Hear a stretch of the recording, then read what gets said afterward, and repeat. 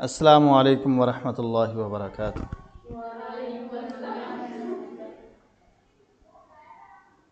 باب ہفتم ہے، 7واں باب ہے، اسلامی تعلیمات اور عصر حاضر کے تقاضے۔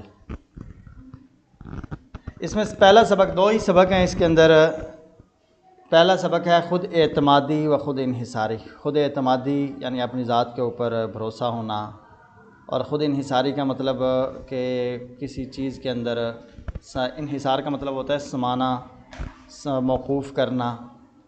تو اس سبق کے اندر ہمیں بتایا یہ گیا ہے کہ اللہ تعالیٰ کی ذات کے اوپر بھروسہ رکھنا چاہیے، اور خود کے زور بازو کے اوپر بھروسہ ہونا چاہیے کہ میں یہ کام کر سکتا ہوں۔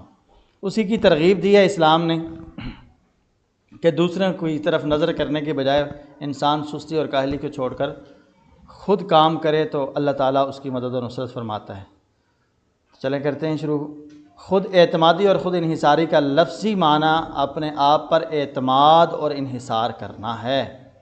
لفظی معنی کا مطلب یہ ہوتا ہے، دو چیزوں کے عمومی طور پر کتاب کے اندر معنی بیان کیے گئے ہوتے ہیں۔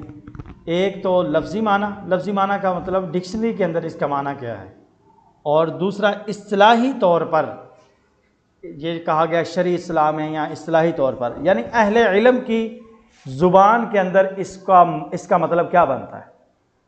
دو مطلب بیان کیے گئے ہوتے ہیں، ٹھیک ہے، ایک لغوی یا لفظی اور دوسرا اصطلاحی۔ تو آپ کو سمجھ آ گئی ہے نا۔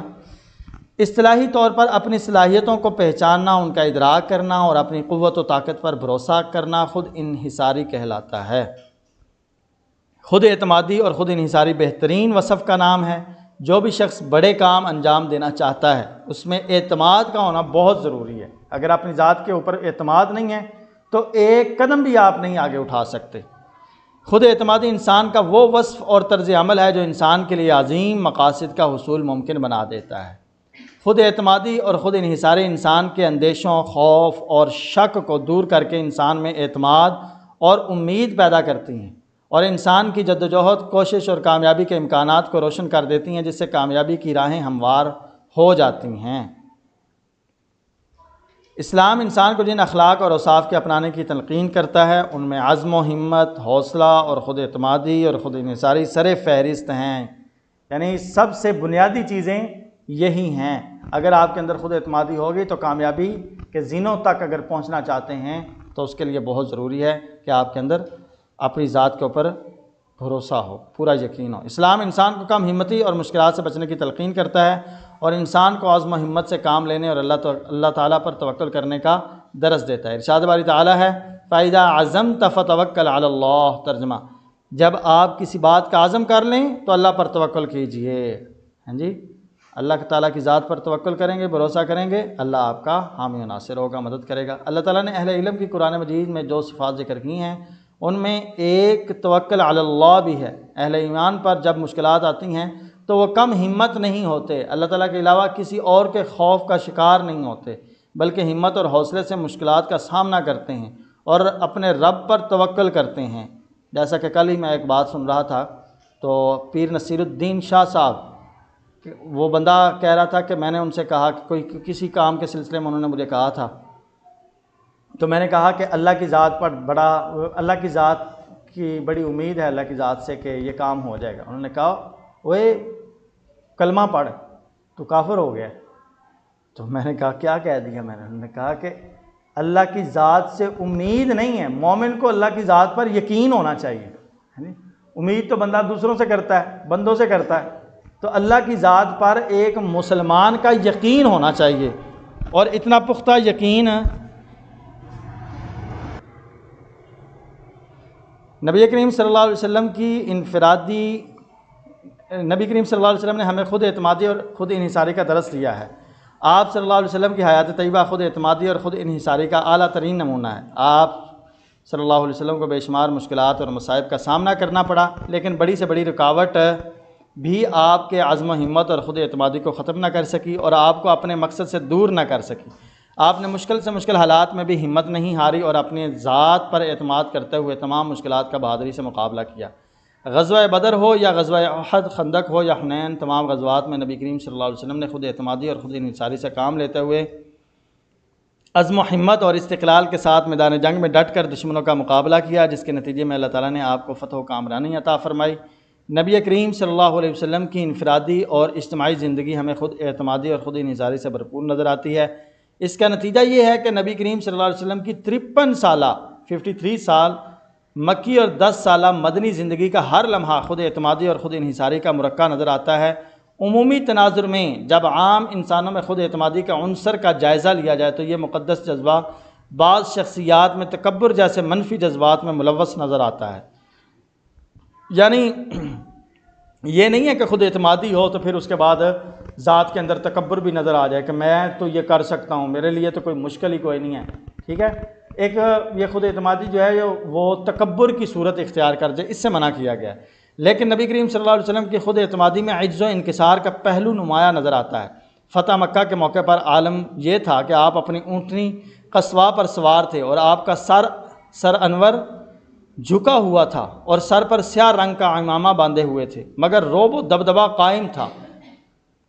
نبی کریم صلی اللہ علیہ وسلم کے ایک جانب حضرت ابوبکر صدیق، دوسری جانب اسید بن حضیر رضی اللہ تعالی عنہما تھے، اور آپ کے چاروں طرف جوش میں بھرا لشکر تھا۔ لشکر کی شان و شوکت کو دیکھ کر ابو سفیان نے حضرت عباس بن عبد المطلب سے کہا کہ عباس تمہارا بھتیجا تو بادشاہ ہو گیا۔ حضرت عباس نے جواب دیا کہ تیرا برا ہو اے ابو سفیان، یہ بادشاہت نہیں بلکہ نبوت ہے۔ اس شاہانہ جلوس کے جاہ و جلال کے باوجود آپ کی تواضع کا یہ عالم تھا کہ آپ سورہ فاتحہ کی تلاوت فرماتے ہوئے اس طرح سر جھکائے ہوئے اونٹنی پر بیٹھے ہوئے تھے کہ آپ کا سر اونٹنی کے کوہان سے لگ جاتا تھا۔ ہاں جی، تو اتنی عاجزی تھی آپ کے اندر اس دن بھی۔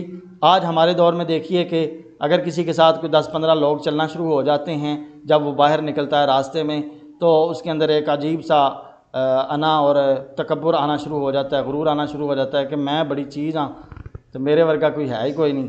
خود اعتمادی اور خود انحصاری اگر تکبر و غرور جیسے منفی جذبات سے خالی اور مثبت فکر سے بھرپور ہو تو انسان ہر قدم پر کامیاب ہوتا ہے۔ لوگ اس کو قدر کی نگاہ سے دیکھتے ہیں اور ایسا شخص لوگوں کے لیے نمونے کی حیثیت کا حامل فرد بن جاتا ہے۔ نبی کریم صلی اللہ علیہ وسلم نے صحابہ کرام کو درس دیا کہ وہ مشکل سے مشکل حالات میں بھی دوسروں کی طرف دیکھنے اور ان سے امید رکھنے کے بجائے اپنی صلاحیتوں پر بھروسہ کرتے ہوئے اللہ تعالیٰ پر توکل کریں۔ اللہ تعالیٰ ان مشکلات سے نکلنے کا راستہ دکھا دے گا۔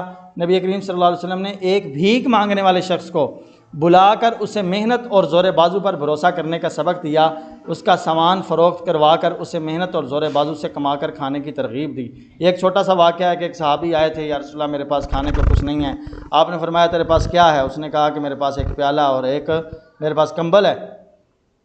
آپ نے اس کی بولی لگائی کہ یہ کوئی خریدنا چاہے گا؟ ایک صحابی نے کہا یا رسول اللہ میں نے پیالہ خریدنا ہے، کتنے کا؟ 1 درہم کا۔ دوسرے سے پوچھا یہ کمبل کوئی خریدنا چاہتا ہے؟ ایک صحابی نے کہا یا رسول اللہ میں خریدوں گا، کتنے کا؟ 1 درہم کا۔ 2 درہم ہو گئے۔ آپ نے فرمایا 1 درہم سے تو جا کلاڑا خرید کے لا بازار سے، اور دوسرے درہم کا تو اپنے گھر کے لیے راشن لے کر جا۔ کلاڑا خرید کر لایا، فرمایا کہ اس کے اندر دستہ ڈالو اور جنگل کے اندر جاؤ، لکڑیاں کاٹو، لکڑیاں کاٹ کے بازار میں جا کے فروخت کرو۔ اس بندے نے ایسا کرنا شروع کر دیا۔ چند دنوں کے بعد آیا، پوچھا کتنے درہم ہیں؟ کہا 15 درہم ہے۔ حالات بہتر ہو گئے ہیں، گھر کے اندر راشن بھی ہے، پیالے بھی خرید لیے ہیں اور سونے کے لیے کمبل بھی خرید لیا ہے۔ تو آقا علیہ الصلوۃ والسلام نے اسے بھیک مانگنے سے روکا اور اپنے بازو پر اپنی طاقت کے اوپر بھروسہ کرنا سکھایا کہ یہ اللہ تعالیٰ نے جو تمہیں طاقت دی ہے اس کو استعمال کرو، دوسروں کے سامنے اپنے ہاتھ کو مت پھیلاؤ۔ جیسے کہا جاتا ہے کہ مچھلی پکڑنا سکھاؤ، مچھلی صرف کھلاؤ نہیں۔ جی ہمیں زندگی میں بعض اوقات مشکلات اور مالی تنگی کا سامنا کرنا پڑتا ہے، کاروبار میں نقصان اٹھانا پڑتا ہے۔ ہمیں چاہیے کہ ہم ایسے مواقع پر خود انحصاری سے کام لیں اور اللہ تعالیٰ پر توکل کرتے ہوئے مشکلات سے نکلنے کی کوشش کریں۔ ہمیں چاہیے کہ ہم اپنی صلاحیتوں پر اعتماد کرتے ہوئے محنت اور جدوجہد کو اپنا شعار بنائیں تاکہ ہم کامیابی کی منزل تک پہنچ سکیں۔ اس کے بعد دیکھیے ذرا درست جواب کا انتخاب کریں۔ یہ مجھے آپ بتائیں گے کہ فائدہ عزمتا میں جس عمدہ صفت کا ذکر ہے ان میں سے کون سی صفت ہے؟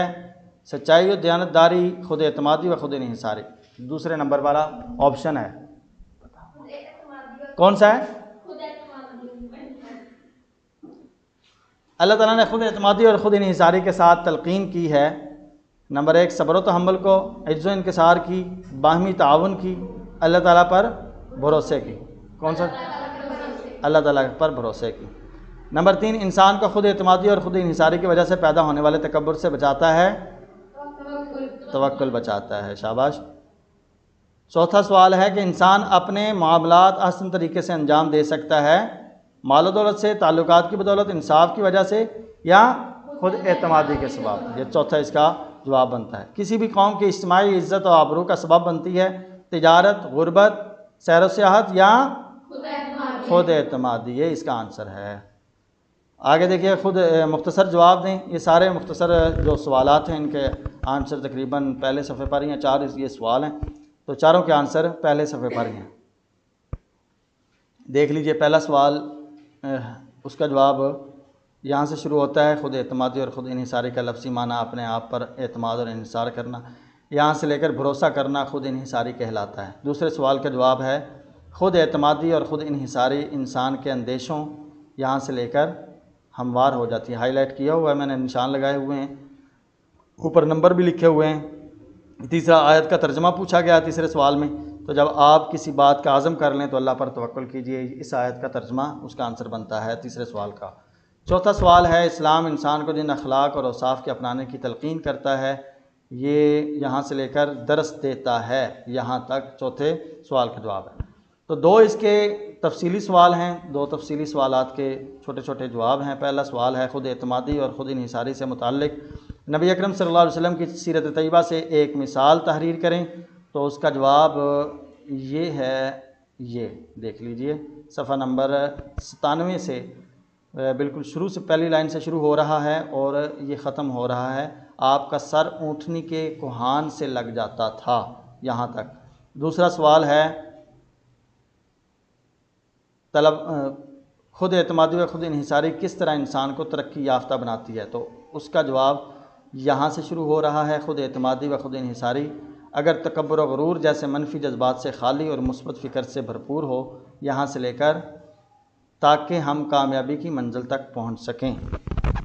امید کرتا ہوں کہ آپ کو یہ سبق سن کر کافی سارا آپ کے علم میں اضافہ ہوا ہوگا۔ اللہ تعالیٰ سے دعا ہے اللہ تعالیٰ ہمارا حامی و ناصر ہو۔ السلام علیکم، اللہ حافظ۔